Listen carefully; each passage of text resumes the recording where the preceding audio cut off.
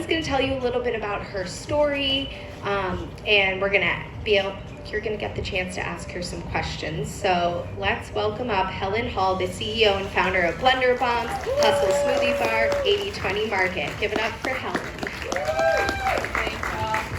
Thank you guys. Okay, if y'all can't hear me in the back, just give me a little hand raise because I sound very loud right here.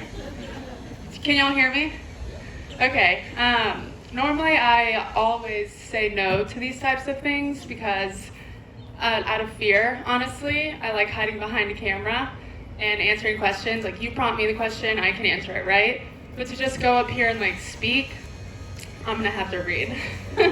So what I did, Kismet, which is a word I've never heard of before. Have y'all heard of it before?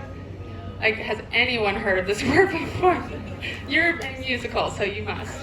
But let me take this off because this is hot. It's cold over there. One time someone called me out for this shirt. I have no idea who this person is. I know. Are you gonna kill me? I wrote a musical about her. I'll watch it. I'll learn. I'm open. But Kismet is an awesome word, and I'm very glad that I heard about it. So, Kismet is fate. It's a predetermined or unavoidable destiny, right? So it's an unstoppable, unrelenting, unwavering, unfaltering belief that everything will work out as it should. And I can say that I feel confident up here today talking about Kismet because I do believe that. Gone through a lot of things. We've all gone through a lot of things. So I can now look back on all the things I've been through and say, that was supposed to happen. I'm glad it happened, right? So I assume most of you are here because you feel some sort of calling or some sort of desire to do more.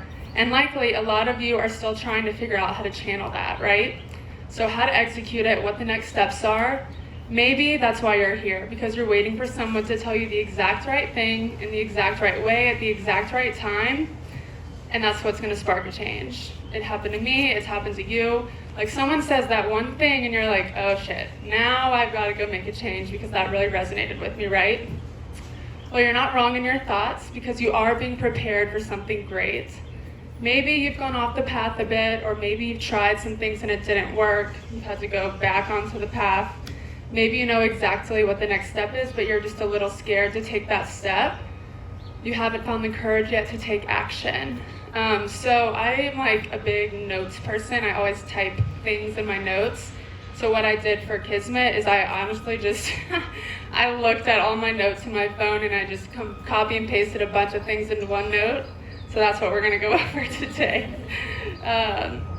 So this is a cool one, but remember that each phase of life is an internship. If you think about it, it really does make sense. Each experience that you go through is preparing you for the role, that the position that you came here to be, and to become who you already are, but you need certain experiences to remember it. So you're born a certain way. According to the word Kismet, you're born with a predetermined fate, a predetermined destiny. You do go off the path, but then life corrects itself and puts you back kind of on your path, as long as you're open into listening to those cues from the universe or God or whoever you believe in or whoever you look up to. So I want to read you a little excerpt from a human design book that I've been working on with a local girl, Ellie Richter. If you know her, she's wonderful. We've been working on it for a little over 2 years now. Human design is a whole other topic that y'all should have a Creative Morning about. It's really cool. It's too much to go into now. But conditioning is what happens when the people who raised you, the people you surround yourself with growing up, the entire lifestyle, school, extracurricular activities, the TV shows you watch, the friends you hang out with, they kind of shape you during your developing years. So when you're young, they condition you into fitting into their society standards. That's why people in the Southeast are super different than people in the North, people in the Midwest, people in California. Like, we're very different. Naturally, if you're from the Southeast, you're gonna get along with people in the Southeast. If you're not, you're gonna move, right? So you're taught to fit into the crowd. You're not taught to be your true, authentic self unless you have killer parents. And hopefully all of us can be that way for our kids, just teaching them to be their true, authentic self. So here we go. This is the excerpt. I always cry 3/4 of the way through. I'm going to try not to. But you came here to this earth already whole, fully equipped, a brilliant being. You have your own strengths, interests, and purpose, which is a wonderful, beautiful thing. So let's say that naturally without effort. You are incredibly artistic, creative, and you feel called to create works of art. I know we have a lot of artists here. However, growing up, your parents taught you that there's no money in art. They told you they wouldn't support that career path. They told you that you will only be successful if you get a real job by society standards like accounting, or being a lawyer or a doctor, something 9 to 5, something that makes a steady income. They told you that being an artist isn't a real job and it's not reliable. So this forms that framework of I can't, I'm not good enough, I'm different, I won't. It's not possible for me. And this framework reflects your parents' limiting beliefs that they were conditioned to believe growing up by their parents or by their society. This scarcity mindset around being successful and a wealthy artist is now what's ingrained in you. So your parents' belief system becomes your belief system, and that is how conditioning happens. It then becomes your kid's belief system. Remember your inner critic? We have to befriend her. She's not the enemy, she's just a voice we must learn to discern as conditioning. She's not the truth. It is just subconscious data. It's time to delete, delete, delete. So even though you truly desire to be an artist, your subconscious fears and limitations take hold, and your beliefs become your reality. You go to college, you get a degree in accounting, because that is your fear-based programming told you to do. Even though deep down you crave something different, you still love art, but you haven't painted in years now. Many of us forget who we are, and that's okay. You can always find your way home. The moment you make a decision on what you think we should do, I hate the word should, it's also the moment that we leave our magic. So magic flows when we say yes to what feels like your full version of full body, yes, your truth. So living in conditioning always feels like there's something missing. We've all felt that way. It is you, your wants, your dreams, your desires, as well as your radical self-love and acceptance. And magic happens when we embrace the fact that while we need others, we also need to learn to be able to lean and trust ourselves. So when you're doing what you're told you're supposed to do, it feels like shit. Choosing your alignment and raising your vibration and doing what you're meant to do is like the greatest gift that you can give everyone on the planet, period. So take a minute to think about what you're feeling as I read those words. Really take a minute to think about it. And if that resonated with you, if you have chills, if your mind is racing, if you're curious for more, then that's just confirmation that you are indeed being prepared for something great. And that by being here at Creative Mornings, where it's literally all about creativity, that you've taken the next step into figuring out what that thing is. Now it comes down to action steps. One of my least favorite things that speakers do is they give you an inspiring talk, but then they don't give you action steps. Like, okay, I'll go to this event and learn, but now what do I do? It's like, I'm gonna forget everything you said in 5 minutes. Anyway, I'll hit on 2 of them. The first is being clean house. So get a journal. Journaling is so important. List all the things, the people, the commitments, maybe it's your job, anything that is quote unquote kinking your hose. What parts of your life are bringing down your energy? What do you dread? What do you avoid? What makes you feel less you? What do you do purely out of obligation? What do you say yes to that you end up regretting that you want to say no to? These are the things that have to go. That is one of the hardest things to learn to do, and you probably won't learn it until you're in your 30s. I'm 29, so I just got there.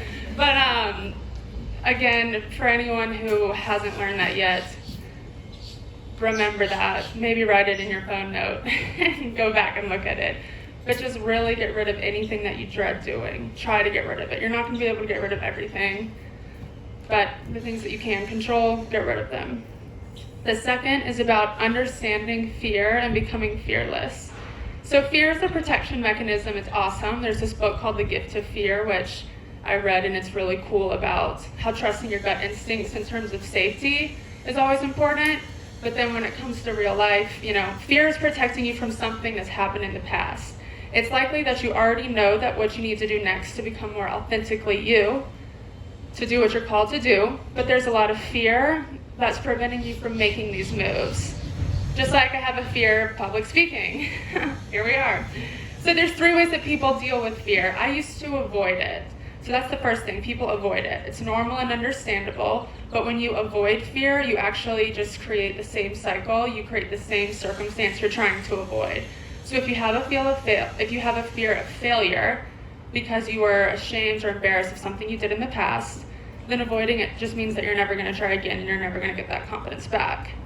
I used to avoid, and I still avoid some things, but we're working on it. The second is by force. So you know you're afraid of something, but you force yourself to feel that fear and do it anyway, which is good, but you still never address the root issue, like why you feel that fear in the first place and where it came from. The third is to identify the fear and to transform it. So you identify the root cause, and it's scary because it's scary, but it's also freeing to really think about where this fear comes from. My guess is that for 95% of you, the way that this will work, but like a way to really think about your fear and where it comes from is to journal. And you've all been told to journal 1,000 times, and probably 5% of you actually do it. So this hopefully can be that spark to actually put pen to paper and journal, because you know, you can go to therapy, and therapy is amazing, and you talk one-on-one, but there's something different that happens when you write down the words and you actually have time to think about your words. Like, you don't feel pressure to keep talking. You can have silence and like pause while you write and think, and then write and then think. And it's how I've come up with every single business I've ever had, is through writing, through journaling. And I can't read it. Like, I'll never go reread my journal because I can't read my handwriting. But the idea came as I was writing and pausing. Anyway, so it's, yeah, so my fear, why I've always been scared, and I was thinking about it, I was journaling about it, like why am I scared of public speaking, is because I fear wasting y'all's time. Like, time is something I'm very particular about. We don't have a lot of it, so how you spend it is very important, and I don't want to say something and waste your time. But then I started to write, and I realized that as long as I speak from my heart, then I'm not wasting your time. And the things in my notes on my phone is stuff from my heart. That's why I chose that. I want to tell you also, while we're on the concept of fear, something called the eraser test. It's a test that Google put on. They got 1,000 people, and they put them in a room, or like, I guess a huge office. They gave them a sheet of paper, and they said, I want you to think about the most traumatic, awful, worst thing that's ever happened to you. So go ahead and think about that right now. Get it in your head. And then they said, what if I gave you a magic eraser that could erase that event, but it would erase the people that you met, the growth that you got, the amount of people that you helped through the situation that you went, and any change that you grew with as a person, it would erase that as well. And 99% of those thousands of people said they wouldn't erase it. So that just goes to show, even if you fail at something or whatever it is that you have fear around, in 5 years or 2 years or 10 years down the road, you're not gonna regret that you did it or that you went through it. At least 99% of you won't. There'll be a few of you that will. Most people's fear is from a fear of failure. And so just like a personal story, like what kind of made me somewhat fearless, I think I am, for the most part, a little fearless when it comes to business or things that I'm passionate about, but it's because I was lucky enough to grow up in like a very safe and secure home in Atlanta. My brother has learning disabilities. He's high functioning, but it was tough growing up with him. He's only like a year and a half older than me. I didn't understand that he had learning disabilities until I was a bit older. My parents didn't even explain to me that he had learning disabilities until I was a little bit older, but he would do things that would annoy the shit out of me. But my parents would not scold him for it. They would never really get him in trouble for annoying me. Or he would do things like always forget to close the refrigerator, or always forget to close the door, or spill all the time. He was always spilling drinks. But they never got mad at him, and they never scolded him, and they never made him feel like a failure, or like he was less than, or like he wasn't normal, ever. And then because he was older than me, my parents kind of raised me that same way. Whether I did bad in sports or good in sports, or good in school or bad in school, they never scolded me for what some people think is failure, unless I was hurting someone else or being mean or something illegal. But I got scolded for that, but that was it. So I think that that's kind of where my sense of failure comes from, and the reason I share this with you is, for those of you who do have kids, like I believe the way my parents raised me, like that's how I want to raise my kids, and it's instilled a lot in me. But my generation and the generation below me, so we have a leg up on how we view failure, I think. A lot of it has to do with social media and like people learning to be more authentic. This feminine energy thing is sort of rising nationally. So a lot of, my mom said this already, social media. But so we're moving from a do this, achieve this, act like this, compete more, achieve more, decide this sort of like very masculine energy, which we need, balance. But now it's shifting to more of an equal balance of slow down, lean back, pause, breathe, trust your gut, play, say no when you mean no. And Charleston has to do with a lot of it, the fact that I've lived in several different cities, like tons of different cities. And the fact that I think Charleston is by the water, on the beach, people want to be outside more, like they're more inclined to figure out a work-life balance. So especially being in Charleston, we are extremely lucky that we're moving more towards that more balanced lifestyle. But because of that, failure is being viewed differently now than it used to be. It's essential. It's no different than successes, except that it often comes before success. Failure is the caterpillar, and success is the butterfly. So from here on out, you can see failure and success as one and as equals, right? You have nothing to be afraid of. You can fail over and over and over and over again, and it's all going towards your internship. It's all going towards your education so that you can do something bigger and better after you fail, right? And then you grow and evolve because of your willingness to fail, to suck, to navigate murky waters, and to trust regardless that no matter what, that what you're going through is what's meant to happen. And that is what Kismet is.